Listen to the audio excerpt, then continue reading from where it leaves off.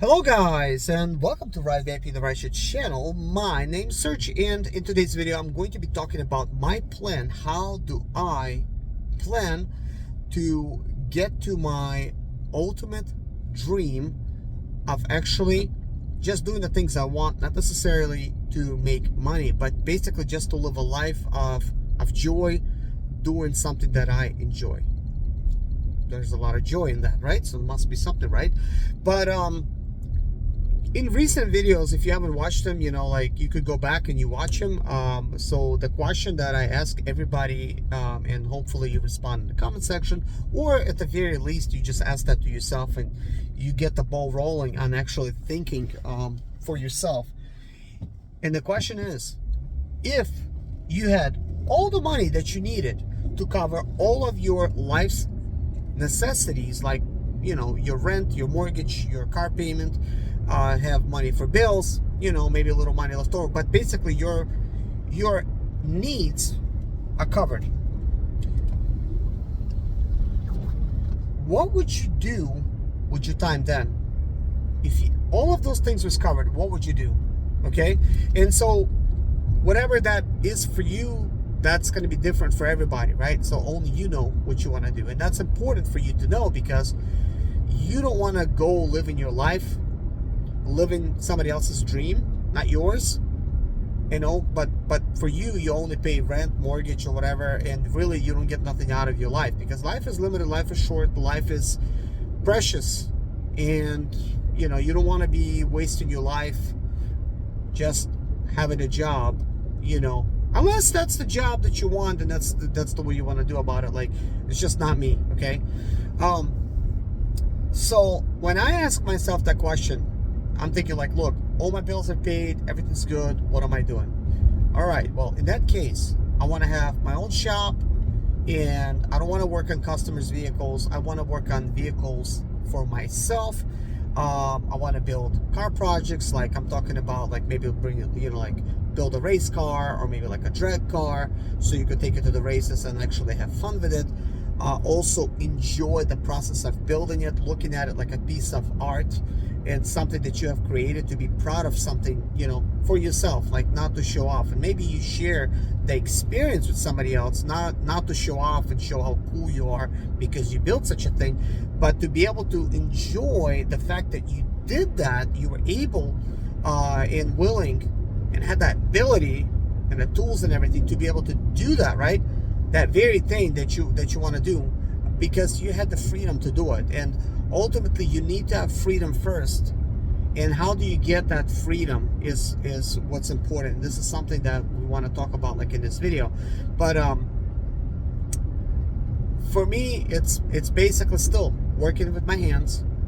It would be working on car projects, working on different ideas, and engineering some things, fabricating some things, building stuff out of fiberglass, carbon fiber, like aluminum, like the various type of metals, to be able to just, shape something, build ultimately like new car designs and stuff that would be very interesting to do, and fun. That's what I would, call, like my life worth living. It would be fun for me. That is like my passion. But if I put dollar signs in it, and somehow I'm doing that type of work for dollar signs, that kind of changes everything, because now I am building somebody else's dream, not mine. And that is something I think that's very difficult to understand, because a lot of times, maybe if you just like doing that type of stuff, you would like to do it no matter what. But I'm sure you heard it before, when you turn your hobbies into like a business, it's no longer a hobby, it's a business. And business comes with stress, business comes with challenges, and ultimately some businesses end up failing. And this might turn out to be like as a business that is not successful. And I'm not trying to be negative here, this is just something to consider, which will be making you want to pull your hair out because you're failing miserably and you sunk all your money into that very thing. But ultimately, if you had enough money to cover all your bills, and no matter what you did in that shop or with your time, and it did not make you any money, but it did not even matter, what would that thing be? So anyways, how am I trying to get to this type of idea, to this goal? How am I trying to get there? I'm going to do like a really quick fast forward, some of the life planning that I did, because you need to, at the very least, to have a plan. A plan in mind, it's kind of like GPS. You put the coordinates in and you know where you're going. Kind of like, I know where I'm going right now to pick up a passenger, which is going to be my last passenger, and then I'm going home. So the plan is with your life. That is your GPS. Where do you want to go in your life? So if you know that that's the very thing that you want to be doing, then you got to ask yourself, how am I going to get there? What do I need to do that my bills are taken care of? Because nobody's going to come out there and give you the money. Like, I hope this was no false illusion that you were somehow thinking that somebody's going to come out there and give you the money. No, they're not going to do that. You're going to give yourself the money to do it. And the only way you're going to give yourself the money is, let's see, do I have any water in here? I have an energy drink, and I don't want to drink an energy drink. So looks like next time I'm going to have to stop and get me some water. But anyways, if you know your plan, you will get ideas. What can you do now in order to actually reach that ultimate goal? And you could kind of get the sense of idea when you actually will get there. And for everyone, it's going to be different. And for me, it's taken a lot longer than I thought it's going to take, even though I did lots of planning. Because ultimately, when you have a family, you have a wife and kids. I have a wife and I have 3 kids. I'm 42 now, been married 17 years. In the beginning, I did not have a plan. My only plan was to survive. And I've learned how to do that really well, to the point where I drove for 14 years thinking that that's my life, making deliveries across the whole country, thinking that I should turn that into a business, forgetting the fact that that's not what I wanted to do. This is not why I started to do it. I got that job even though I was working for myself, just not loading myself. I got it so that I could pay my bills, I could survive. This is why I started it. Not because I enjoyed it, but with anything that I do, I try to find a positive in it. So while I was driving all over the country, I treated it like a paid vacation, because I wanted to give myself a false sense of illusion that somebody is paying me to travel all over the country, all over the US and Canada, let me go sightseeing, which I did plenty of, and they're actually paying me to do that. And on top of that, I had a plan. Well, all of this money that I'm gonna make, I'm gonna put aside, I'm gonna save it. And how did I end up doing it? Well, ultimately, I put all my stuff in storage. I took my wife with me. We lived out of the van, and we made the money, and we saved the money, and then we're basically just living a van life type of situation. So you don't need a lot of money to survive on the road. So that's what I did. So I was able to put money aside that way. Not a lot of money, but I was able to put some money. If you will know anybody that's an expedite or even working for Uber and Lyft, then you know we don't make that kind of money here, like, or truckers.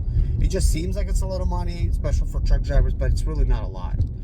That money doesn't really go far, and it's the reason you're making a lot of money. I mean, first of all, it's a very stressful job. Second of all, the expenses that come with owning your own trucking business is super expensive. And for me, it was no different. I mean, I was in a Mercedes Sprinter van, which always needed to be serviced, and it was diesel, and it broke down all the time because of all the mileage that I was putting on it. But with that being said, we're not going to be going into all that. You know, this is just my path to where I was going. But like, the thing is, I didn't know like where I was going. Like, all I knew that all my life, even at that time, I was imagining myself having my own shop and building a version of a supercar, something along the sidelines, like a Lamborghini or something, but like having my own design, you know. And I always dreamed of that, but at the time I was like 25 years old, and I'm 42. And that's why I'm thinking like, gosh, it's taken a while, because here I was, which seemed like yesterday, got a job and I started driving. But weeks turn into months, months turn into years. Before you know it, I have 3 kids, and my plan didn't quite pan out. But wait, 2015, so I got into the business in 2007, September 2007, so it almost kind of like, towards the end of the season, so nearly 2008. I got into it at the worst time because housing market was crashing. So 2008, let's say. By 2015, I was able to reach my goal of buying a house for cash, which is 900 square feet. Nothing to brag about, and this is not to brag at all. I bought it. It was the worst house on the block. It needed all kinds of work. So at that time I was 34. So I'm thinking, great, at 34 finally bought a house, because usually you want to do something by the age of 35. And I'm thinking, I made it. And then I started repairing it, and I did not realize how expensive it is to fix something. I was doing it myself, but again, I had to go out there, drive. I was all over the country. Whatever money I would make, I kept home and I invest that money into fixing up my property. So that's what I was doing. So long story short, when I set up one property, I actually bought 2 properties next door. And one property I live on, while another one has a small garage on it and some storage buildings. So ultimately, I wanted to have one side to be a business. So I've rezoned it. So it's actually a commercial zone property. So I have 2 properties, one commercial zone, one residential, because I had a plan in mind, and that was the plan to achieve that area, so that I can have my idea of building my cars and having my shop. But of course, I was not done, because just when I bought it, like, I ran out of money completely. On top of that, now I was working extra hard because my van was still breaking down. My family now is larger, and now I also have to spend money and time on materials and tools, and it was costing me so much money. And again, I had to keep going hard at it. I only finally finished my home right before COVID started. Before COVID started, about like a year prior to COVID starting, I'm thinking, look, I've been fixing the house for the last 3.5, 4 years. I was trying to save money for the last, 7 to 9 years. All this time, all I did was I seen work, but where's me? I'm losing myself here. Like, what do I want? And I wanted to do my projects, but I'm like, where's the money gonna come from? So I started having these other ideas, like, well, if I rezone the property and that becomes commercial, I could maybe have a car dealership. Why a car dealership? Because I immediately think, look, I know how to work in cars. Let me buy some cars to fix them, flip them. So I'm thinking like that, but I don't have any money to do that. So this is why, like, when you hear me buy some cars, you're thinking that I am buying some crappy cars and I don't know what the heck I'm doing, and I'm a mechanic, I should know better. I'm buying cars sight unseen, guys. Sight unseen. So as a mechanic, I cannot do inspections on those cars, so I expect the worst. So I paid what I think is the bottom dollar that I would pay for that car, because it has, the most expenses. And I'm buying that car from the auction, so I'm willing to apparently buy it for a higher cost than somebody else. But I still think I bought everything for a good deal. And I try not to worry about, like, hey, is this car fixable or not? Because my approach is totally different. It may not work out for somebody else, because I have a backup plan. So I'm thinking, look, if the car is not good enough to be fixed and sold because it costs too much to fix it, I have 2 options. I either fix the car and use it for myself, because I still need cars, right, to be able to serve myself. Or I could just part the car out completely and sell the car parts on eBay and make another business out of it. Or I can use those parts to buy other cars and of the same type and fix those cars. Therefore, I'm actually saving money on parts. There's gonna be like no delays. I'm able to fix stuff with using like OEM parts, just fix everything in house. But the problem is, again, it's not with just buying a car. It's, again, like I had all the carpenter tools. Well, now I need mechanics tools. I need welders. I need settling torches. I need plasma cutters. Like I need like all, like, and I'm saying like in many words. Like, I mean, yeah, I don't have like many of those things, but I have like at least like one of those things. So it takes time to acquire all the tools and all of the cars, because I'm thinking like, look, finally got like a car that I can fix and sell. I got it, but then before you know it, my wife's car breaks down. Boom, locked up engine. I do the calculation. Her engine is worth more than a car's worth, you know. So I abandoned the car, just parked it. So I'm thinking, well, I spent just recently $8,000 in a car, and now that car is dead because I basically bought a car for my wife on her birthday at a used car dealer, and that's what the used car dealer sold it for. That was a car that she wanted, and now it's dead, and there's no warranty. 1,500 miles later. I could be upset, I could go raise hell. I didn't do none of those things. I parked it, it's still parked. I haven't touched it. I had exactly the same experience with a box truck that I bought. I bought a box truck for $7,000. But it was running good. By the time I brought it home, smoking like crazy, and then I didn't know what I was doing with it. It was a 6.0 diesel. It was a Ford Super Duty. I gave it to a mechanic that said he understood how to fix it. I drove it to a mechanic. I towed the vehicle out of mechanic after spending $7,000 with the mechanic fixing it. And again, did I raise hell? Nope. Did I get taken advantage of? No. Most of the cost was parts. Some of that was labor.